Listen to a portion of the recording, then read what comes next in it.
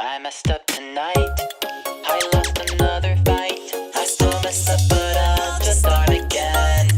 I keep falling down. I keep on hitting the ground. I always get enough to see what's next. Birds don't just fly, they fall down and get up. Nobody learns without getting it wrong. I won't give up, no I won't give in till I reach the end and then I'll start again. No I won't leave, I wanna try everything, I wanna try even though I could fail. It's been a long time since we last spoke, or I guess you guys aren't really speaking to us, but we're speaking to each other. I'm speaking to my friend Simul here. How are you doing? Hey guys, what's up? So, it's been a while. The last time we chatted, we were talking about Prime Day. That was minute 56. And guess what I bought for Prime Day? I bought myself a new Yeti Blue microphone. So that is what I'm speaking through to you guys right now. So if I sound any different, it's because I'm in a new place in Tallahassee, Florida, and I'm speaking to you with a new microphone that I got on Prime Day. That was such a long time ago. Yeah. You know what's not new? The name of the podcast. What is that? Oh, we are the Zootopia Minute, the minute-by-minute podcast where we review and analyze everything Zootopia. In fact, another thing I got new, I just got a Samsung Galaxy S9 today, and the first thing I got was the Zootopia emoji face recognition app. Good. So I got to play around with Nick and Judy. Anyways, we are at minute 57, which starts at timestamp 5700 to 5759. And it starts when Judy is about to reluctantly hand over her badge to Chief Bogo, and Nick says, no. Then Bogo says, "What did you say, Fox?"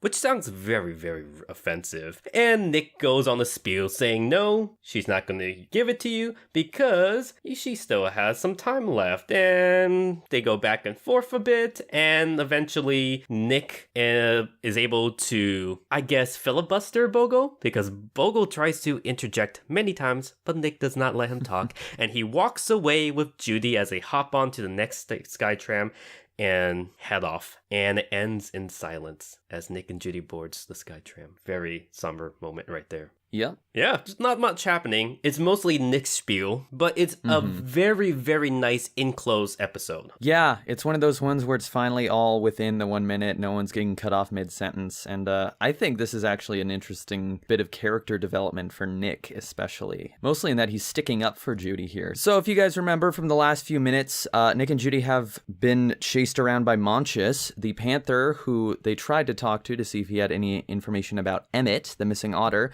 but he went savage on them. After that, they thought that they had found him, but when they led the cops back, he was missing. And so Bogo has demanded that Judy hand over her badge so that she keep up her end of their bargain. And this is sort of where we pick up with this. She's in the middle of giving her badge back to Bogo. She's about to unpin it from her vest, when Nick, who in the last minute had sort of been standing off to the side looking kind of dejected and sad, interjects finally and he says, no. And Chief Bogo kind of turns around, not expecting to be affronted by Nick, and says, "What did you say, Fox?" And now this awesome speech by Nick, which goes on for the majority of the minute, is just this speech. But what we hear is Nick saying, "Sorry, what I said was no, she will not be giving you that badge." And then to that, Bogo sort of grunts or snorts a little bit. Nick continues, "Look, you gave her a clown vest, a 3-wheel jokemobile, and 2 days to solve a case you guys haven't cracked in 2 weeks? Yeah, it's no wonder she needed to get help from a fox. None of you guys were going to help, were you?" And then Bogo sort of starts to interject, but Nick cuts him off again, saying, "Here's the thing, Chief. You gave her the 48 hours, so technically we still have 10 left to find our Mr. Otterton, and that is exactly what we're going to do. So if you'll excuse us, we have a very big lead to follow and a case to crack. Good day." And they start walking away.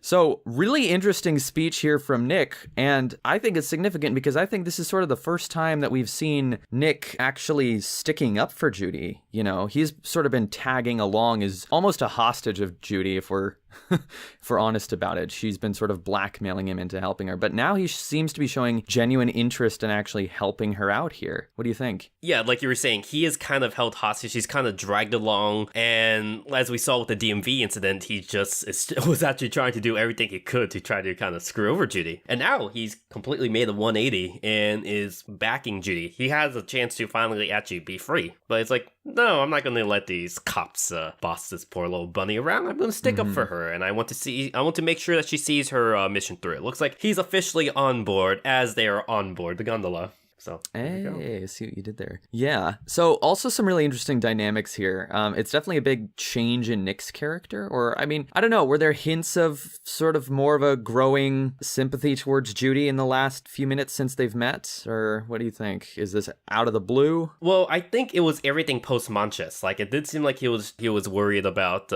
both of them were worried for each other's safety during the Manchas attack. So I think that's where we kind of saw the inklings of it there. And then now, of course, I think seeing what Judy was really going through, because he didn't really know that Judy was on a time crunch, I guess. Well, I guess he kind of knew that she was in a hurry, but he didn't know she was on the time crunch and that her job was dependent on it, because why would Judy need to tell him? And why would he care? That's true, because he had no hesitation to completely waste her time at the DMV earlier in the movie, but he didn't really know what was at stake for her. You're right. Other interesting thing here is this is the first interaction directly between Bogo and Nick, and it's so funny because Nick is a lot smaller in stature than Bogo. Bogo is this big, sort of imposing, tough guy figure. But what's kind of interesting, Nick is a lot smaller than him, but what's interesting is that Nick is actually a predator and Bogo's an herbivore. Yeah, well, as we see, most of the time herbivores they have to protect themselves against predator. The ones that survive in nature are going to be the bigger, tougher ones like the rhinos, the hippopotamus, the water buffaloes like Chief Bogo. As well as we look at the dinosaurs, you see it's the sauropods and the larger dinosaurs as opposed to the carnivores. But I guess it does show the dynamic where it's not all, even in cases like this, predators do not always have power over the prey as much as the prey activists that out there want to make that argument. Right.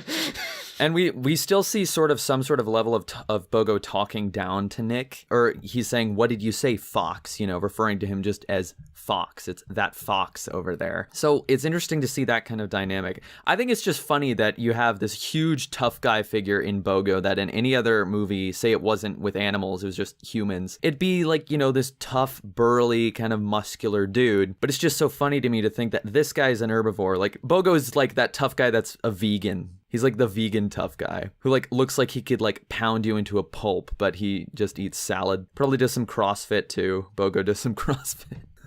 Yeah, he's like one of those CrossFits. Actually, another anthropomorphic animal show on Netflix. That's not BoJack Horseman, even though BoJack, the newest season, just came out. It's fantastic. We'll talk about that later probably. But Gressico, if you've seen that, about the red panda that's made by the same company that does Hello Kitty. Yeah, there's that kangaroo that's also big buff that does yoga. Though I think it does want protein because it keeps on shouting protein. So never mind, that's not a vegan, but it's a hippie. Same thing. Same Vegans difference. and hippies are the same. They're the same thing. Oh man. Yeah, I don't know. Something about Bogo just doing CrossFit was a really funny image in my head. I'm sure there's fan fiction of that, fan art of that, hopefully. Anyway, something interesting that also comes up in this whole discussion, there's a few things here. When Nick is trying to figure out how much time they have left, he says, "Here's the thing, Chief, you gave her the 48 hours, so we technically still have." And then he sort of counts a bit on his fingers, and then he holds out his hands, spreads all his fingers out and says 10 left to find our Mr. Otterton. But Nick only has 8 fingers total. Did you notice that? They have 3 fingers, 1 thumb on each hand. Nick does. Yes, anyway. I'm looking at my Nick figure right now, and yes, he does have. Oh, you're verifying it with the action figure. Yeah, the $80 one that's supposed to be movie accurate posable. He's even holding Lil Popsicle. Very nice. It's just kind of funny because you'd think that gesture of holding your hands out with your palms and your fingers splayed like that. Humans know, that's 10. And Nick makes the same gesture even though he only has the 8 fingers. I thought that was kind of funny. And then you see Judy actually do a little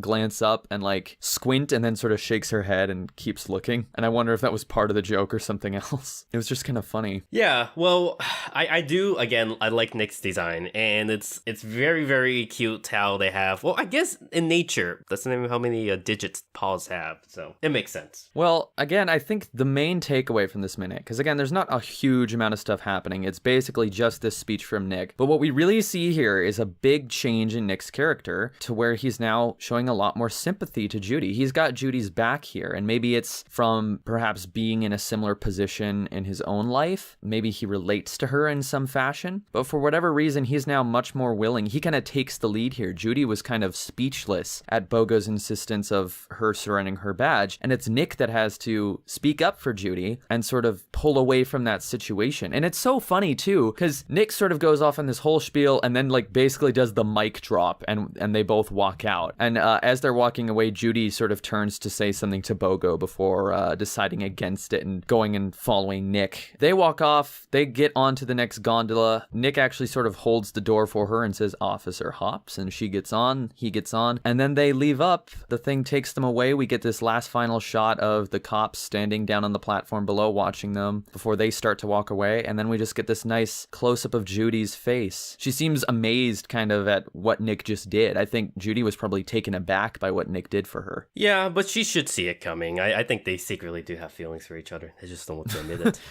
Oh, you're just in it for the shipping, yeah? Yeah, I'm in it just for how the it begins. ships. Mm-hmm. Anyways, so anything else in this minute that you think was very fun? Yeah, a few things. My takeaway here is just big character development for Nick. I'm wondering how Judy's feeling about what Nick just did. And then a few other interesting things. They're walking away, they get onto the gondola, it goes up. You look back at the cops. I noticed that the cops, there's Bogo, there was a tiger, and there were 4 rhinos. 4 of the police officers were all rhinos. I thought that was interesting too. There is some Illuminati meaning behind it. Everything does. I mean, we've seen a lot of rhinos. There was Officer McCorn earlier at, Little Rodentia. He was one of the ones that showed up kind of going after Judy and saying, "Hey, wait for the real cops," you know? Maybe Officer McCorn is among them. I don't know.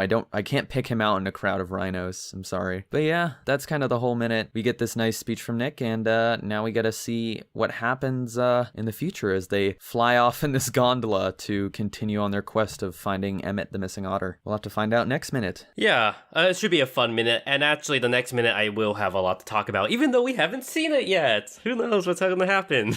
Yeah, so short minute, but some other stuff I'm sure people may want to hear about, because understandably, some of you guys may be wondering, man, what is up with this huge delay? Why has it been 2.5, 3 months since the last episode? The same kind of thing happened last year around the summer con season. Both of us just got super busy with cons, and it's unfortunate. We want to keep recording these. It's just, it gets really hard during that time of year because both of us are so busy with a lot of con stuff. I would kind of even wager guess that next year we would probably run into the same thing. There'll probably be another bit of a delay, and it's just kind of how it's gonna go from there. I mean, I wish it wasn't that way, but there's gonna be some delays every summer, I think, just because that's how our lives are patterned. Yeah, because since the previous con I've had, so I think I came back from Anthrocon at that one. Then I had San Diego Comic-Con, largest con in the country. BronyCon, largest PonyCon, that we're going to probably talk about a bit. I went to a small first-year con called Animanga, which was actually sketchy as heck. Really? I went to the world's oldest con, WorldCon, where I got to vote for the Hugo nominees, which was really, really fun. After WorldCon, what happened? Oh yeah, San Japan, the anime con in San Antonio, Texas. After San Japan, Anime Week in Atlanta, an anime con in Atlanta. Then I had Baltimore Comic Con, the home of the Harvey Awards,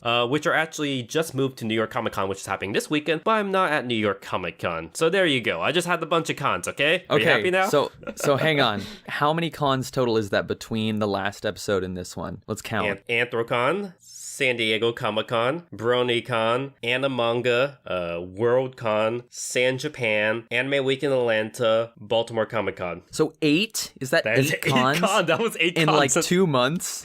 Yeah, that's almost a con a week. So basically every weekend with like a few breaks. Yeah. Oh my gosh. I don't know how you manage that. I mean, it sounds fun. It's the catch-22 job. I am doing a job most starving artists will die for, being able to make 100% of your income just vending at conventions. But as we're probably going to talk about coming up, that might not be a viable option for me, since my big cash cow is sadly having its last year next year.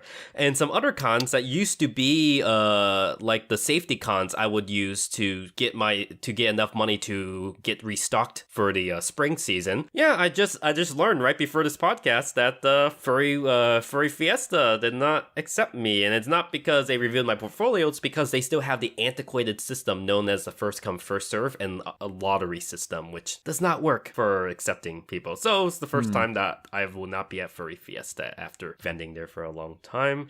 But the other con we're probably going to want to talk about is Brony. You guys sick of hearing Brony? BronyCon. BronyCon. It was so much fun. It is. It's a con that both you and I, we have. That's the con where we, I think, met and we always hang out. That's the con that we always use as our kind of vacation con together. We always choose a fun little place to do within the vicinity of the Baltimore area. And of course, everyone knows that you are Hoofbeats, the mascot of the con, and I am one of the more recognizable vendors and panelists for BronyCon. And this year was a very, very fun year, and it was a bittersweet year as well, because this is the con that I have officially made the most money at ever. There's no con that even comes close to the amount of money I've made vending at BronyCon. And once I counted up the money, was happy. I was like, oh, I could keep this going for a while. My friend Screwloose, who runs the dealers hall for BronyCon, basically called all us vendors together and basically announced, yeah, next year is going to be the last year. Yeah. So that was a big sinking feeling. Yeah, so I'm sure some of our listeners may have been at BronyCon, and if you were, and if you happened to see Choco and I's panel on the history of the Brony fandom in the Hall of Chaos, thank you for coming. Thought that was a lot of fun. Yeah. But yeah, I think that's a big takeaway a lot of people are having from this year's BronyCon is that news came at closing ceremonies. It's going to be the last one next year in 2019. So it was kind of interesting for me as one of the mascots. People have asked me like, hey, how soon did you know about that? I actually didn't know that 2019 would be the last one until shortly before closing when I was in the charity auction. I got called up by a staffer into sort of a side office in the convention center where the convention chair, Sheva, and Josh Dean, and a few other kind of top-level BronyCon people were. And they had me and the other mascots together, and they let us know, hey, next year's going to be the last one. We need to announce it at closing. And we worked to put together sort of a short skit to sort of lead into that news. But so that last kind of hour and a half before the con closed, I had to keep that a secret. And I'm glad they didn't tell me until the con was almost over, because that would have been really difficult for me to try and keep to myself over the whole week. And it would have just sort of been like a sort of a sad cloud over my head. And I'm glad I didn't have to deal with that. But it is bittersweet. There were a lot of tears backstage when that was announced at closing ceremony backstage, and everyone in the audience got emotional as well. We ended up taking a lot of pictures as the mascots with people, and so many people, it was crazy. So many people coming up to us and telling us just what the con meant to them and all that kind of, it was very emotional for sure.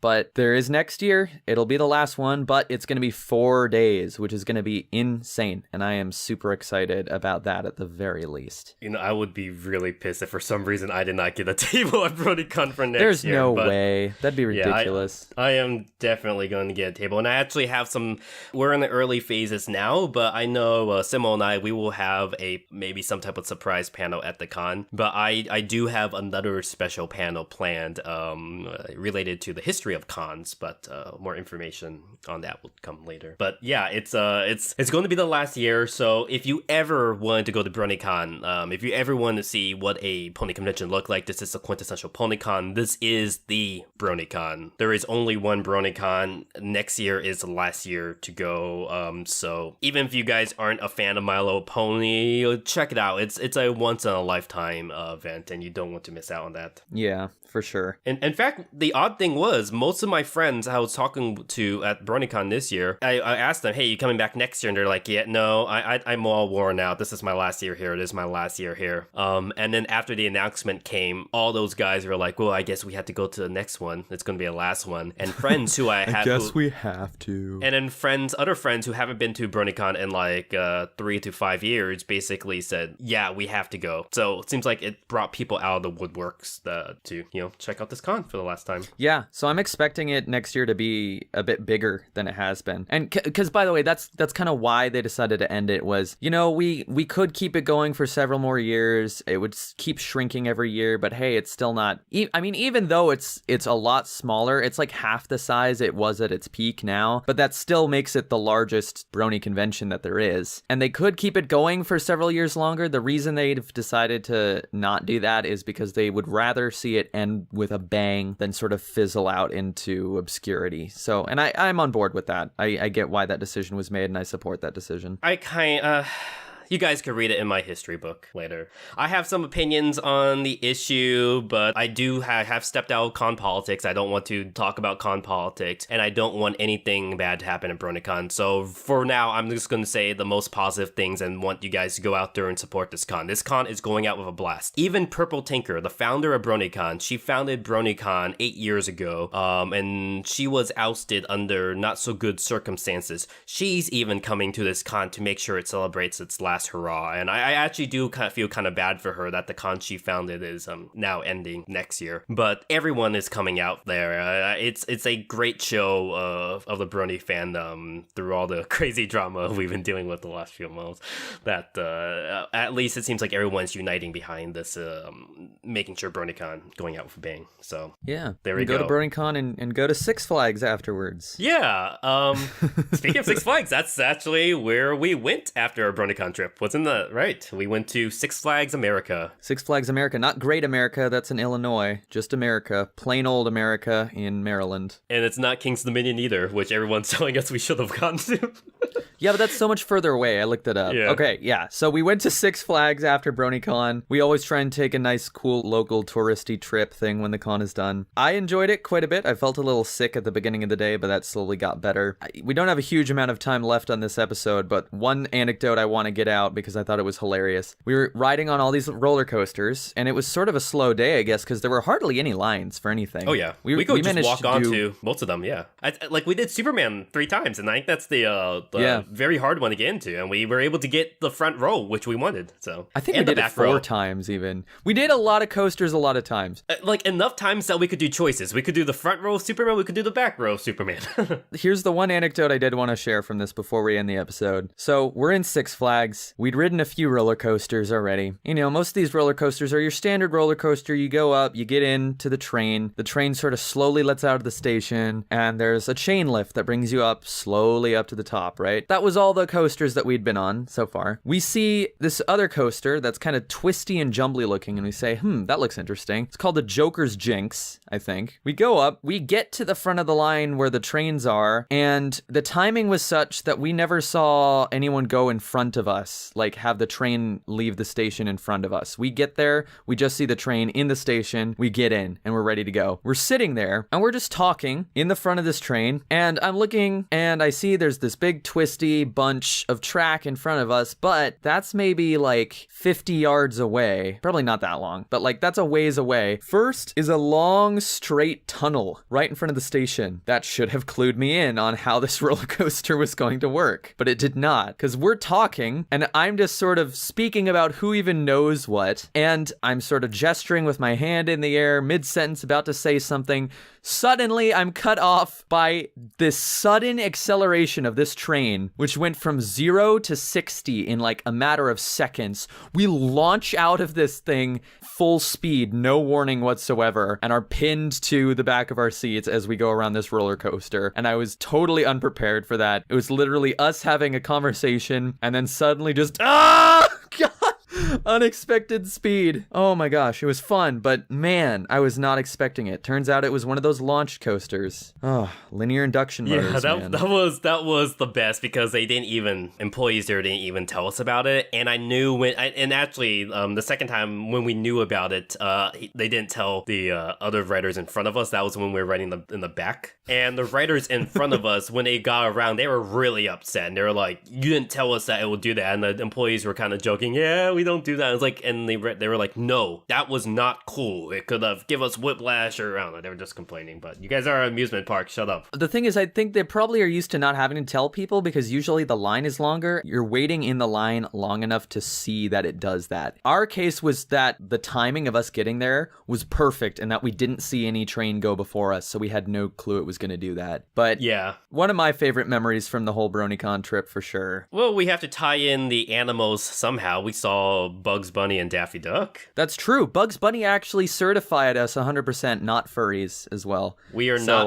furries. Hashtag not furries. It's been proven. I guess I am not a furry because 3 furry cons did not have me in their dealer's den. Yeah, well, There it's their we go. loss. Anyways, actually, quickly, another Anthro thing. BoJack Horseman, was it good? Answer yes or no. New Yes. season. Yes, okay, good. We're done. I liked it too. Ending could have been better, but it's good. All right, wrap it up. And if you liked us, you can follow us at Zootopia Minute on Twitter and Tumblr. We have both. And you can also email us at zootopiaminute@gmail.com. Send us your hate mail, your fan art, whatever. We will read it, we will look at it, and we might post it. And once again, guys, we just want to give a big thank you to all of you for sticking with us through our big hiatus. All right, guys, thank you so much for watching Zootopia Minute. We will see you all next time. See you at minute 58, everybody. Bye. Bye-bye.